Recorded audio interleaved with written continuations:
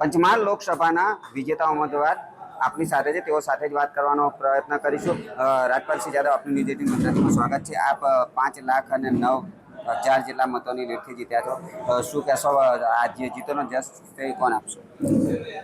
આજે પંચમહાલ અને મહીસાગર જિલ્લાના તમામ કાર્યકર્તાઓ દ્વારા જે ધમધડકા તડકામાં પણ જે મતદાન કરાવ્યું છે, ત્યારે આજે 5 લાખ ઉપરની જે લીડ આપણને મળી છે, તમામ જસ હું તમામ કાર્યકર્તાઓને મતદારોને આપું છું કે જે સૌથી મોટું મતદાન કરાવી એ પણ ભાજપ તરફી, ત્યારે સૌ કાર્યકર્તાઓની જીત છે।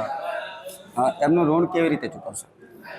કાર્યકર્તાઓનું ઋણ આ જે મતદાન કર્યું છે સૌથી બહુ મોટું ઋણ છે, જે પ્રજાલક્ષી કામો છે, જે કામો કરીને એનું ઋણ ચૂકવીશ। શું માનો છો, આપની જે લીડ છે ગુજરાતમાં, જે પ્રમાણે મધ્ય ગુજરાતમાં મંત્રી તરીકે આપનું નામ પસંદ થઈ શકે, શું જોઈએ છે? આ ભારતીય જનતા પાર્ટી જે નિર્ણય હોય, હું એક સામાન્ય કાર્યકર્તા છું ને કાર્યકર્તા રહીશ। જે ભારતીય જનતા પાર્ટીનો ને મોવડી મંડળનો જે નિર્ણય હોય એ જ સાચો નિર્ણય। આપને દિલ્હીનું તેડું આવ્યું છે જવા માટે?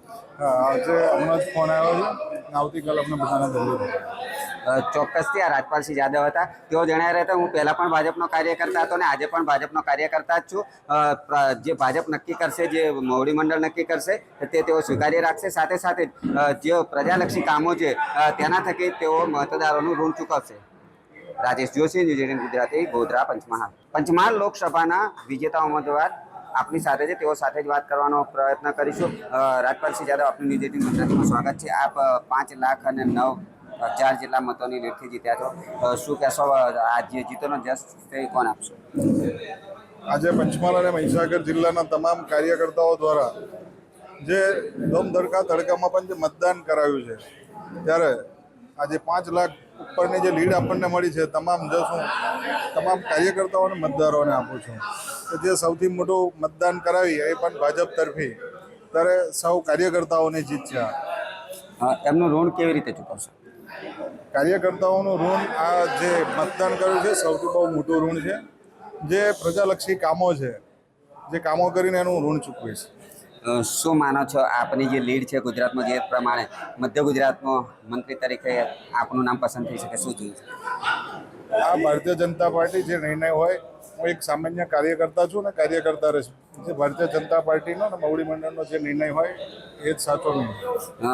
આપને દિલ્હીનું તેડું આવ્યું છે જવા માટે? હા, આજે હમણાં જ ફોન આવ્યો છે, આવતીકાલે અમને બધાને દિલ્હી। ચોક્કસથી આ રાજપાલસિંહ જાદવ હતા। તેઓ જણાવી રહ્યા હતા, હું પહેલા પણ ભાજપનો કાર્યકર્તા હતો ને આજે પણ ભાજપનો કાર્યકર્તા જ છું। જે ભાજપ નક્કી કરશે, જે મોવડી મંડળ નક્કી કરશે તે તેઓ સ્વીકાર્ય રાખશે। સાથે સાથે જે પ્રજાલક્ષી કામો છે તેના થકી તેઓ મતદારોનું ઋણ ચૂકવશે। રાજેશ જોશી, ન્યૂઝ 18 ગુજરાતી, ગોધરા, પંચમહાલ।